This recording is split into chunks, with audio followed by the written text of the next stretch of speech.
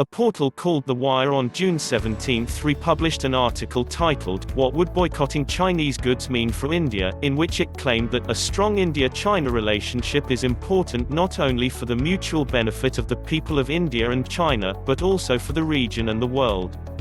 This article was republished a day after the brutal killing of 20 Indian soldiers by China's PLA. The Wire is not alone. What is being seen is that a section of Indian media, who are now appearing to fluctuate from being Pakistan apologists to Chinese apologists, are mounting a concerted campaign to derail India's fight against the northern enemy. But again, we are not really surprised. The Logical Indian, Outlook, Indian Express and Business Insider are among the others who seem particularly disappointed with calls to boycott Chinese products, which have been gathering immense steam in India. Outlook published an article titled, "Boycott China, Unrealistic, India Can Only Cut 30% Chinese Imports." The Logical Indian carried a story titled, "Boycott Chinese Products.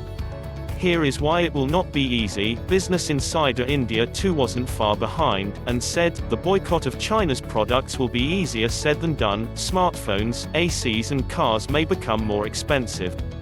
The Indian Express, in an article titled, "Explained, Why Banning Trade with China Will Hurt India More," tried to appear more matured and sensible in its arguments, by suggesting that India having a trade deficit with China is not necessarily a bad thing. Agree with them on this one. However, that's the end of it.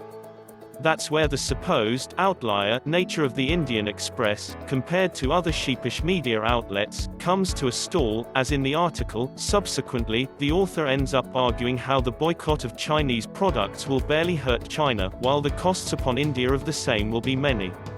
Is it a mere coincidence that multiple media outlets within India are towing the line of Chinese state media entities, like Global Times, who are also, by the way, disgruntled by the fact that there are increasing calls of boycotting Chinese products in India and minimalizing India's dependency on the sham of a dragon? We think not. Having read the arguments put forward by all these media portals and outlets, an individual consensus can roughly be drawn, as it becomes evident that they are all working cohesively, presumably under one given script, handed out to them by powers which lesser mortals like us will not be in the know of. Almost all their articles are hinged upon India's trade deficit with China, and a lack of alternate manufacturing or supply entities, who can substitute the sudden cessation of incoming Chinese products into India. Here's why their arguments are problematic. First, they seem to suggest nationalistic jingoism to be the primary reason behind large swathes of Indian populace calling for a boycott of Chinese products. While arguing in this fashion, they also seem to suggest that nationalism is clouding the judgment of Indians, who are not aware of the various intricacies and technicalities of Indo-China trade. What they forget, however, is the Indian market's tremendous potential, which is waiting to be tapped into. They might be eternal pessimists and individuals wary of taking risks. However, they have no right to underestimate the Indian manufacturers, who, rest assured, will step up to the task of adjusting to the new demands of Indian citizens.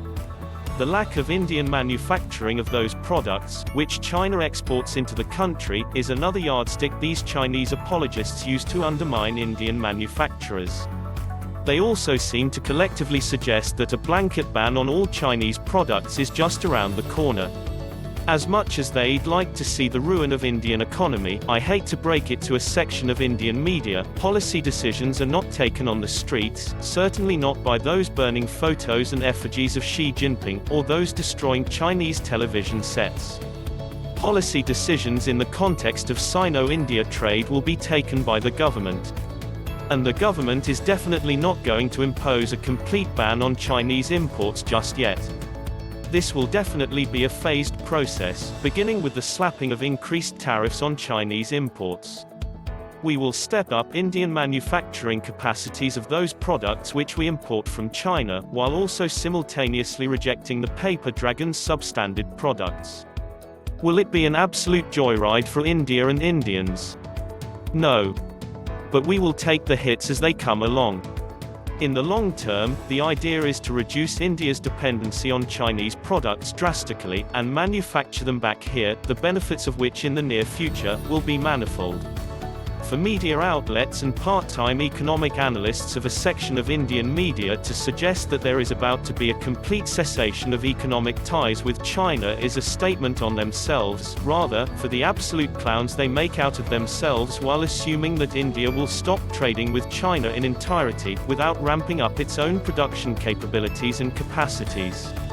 Rest assured, Indian markets are well equipped to adapt to changes in demand, and although the bumps along the way cannot be completely written off, it is not impossible for India to produce locally what it is currently importing from China.